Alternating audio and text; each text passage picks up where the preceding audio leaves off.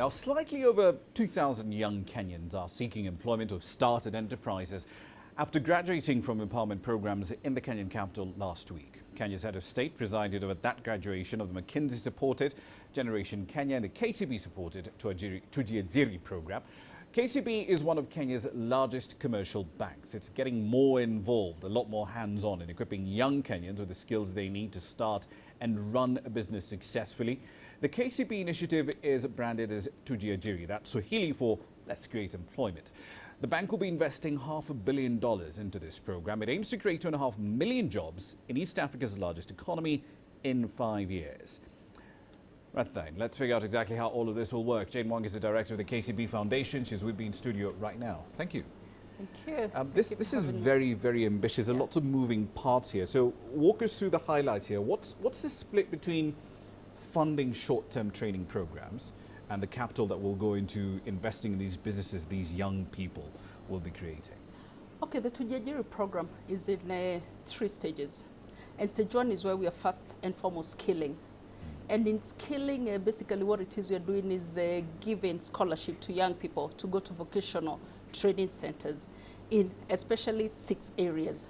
We are talking of construction, we are talking of beauty, we are talking of domestic, which is hospitality.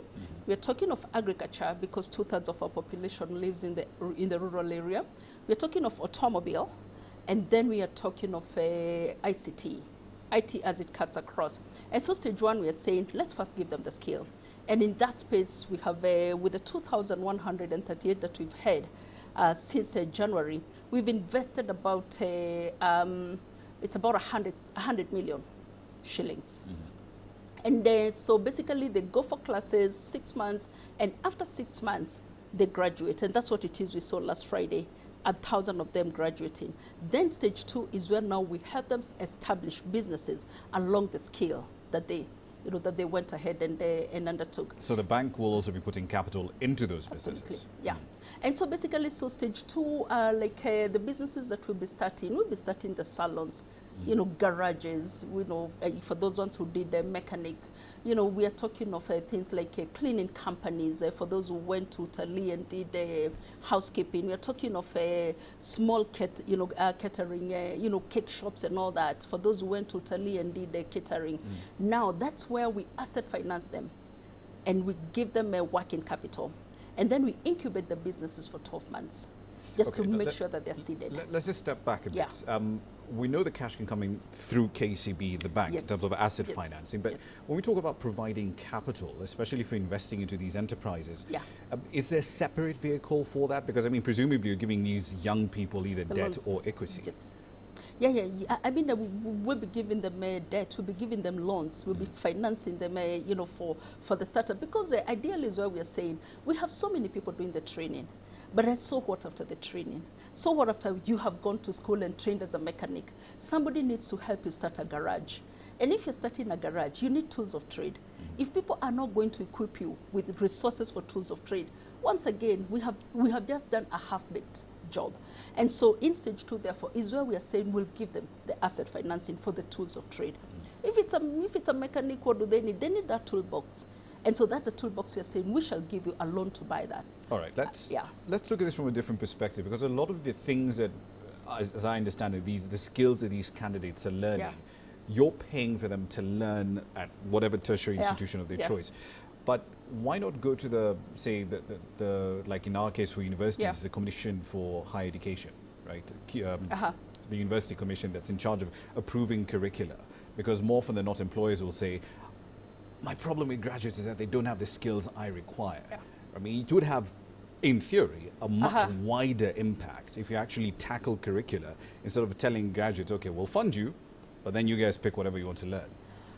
First and foremost, really they're not picking, they will pick what they want to learn within the 6 areas that I've spoken about. But then it's also where we are working with very many partners. And those partners are the ones who are working with the tertiaries to develop the curriculum.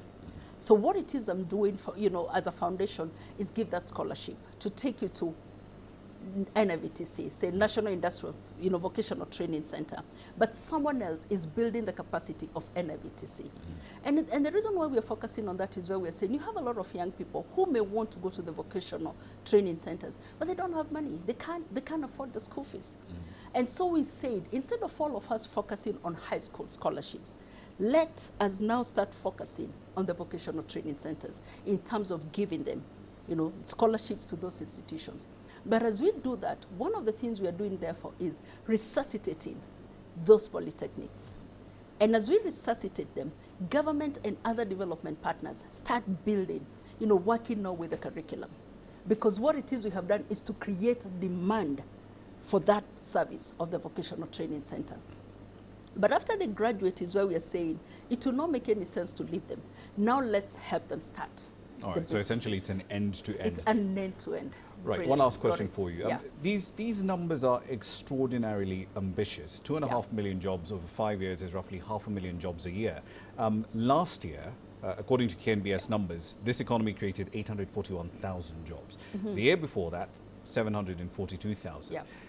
Why is it that one company is so confident? What underpins that confidence that you guys can create 500,000 jobs a year just as a KCB Foundation? Let me tell you where we think we can do that.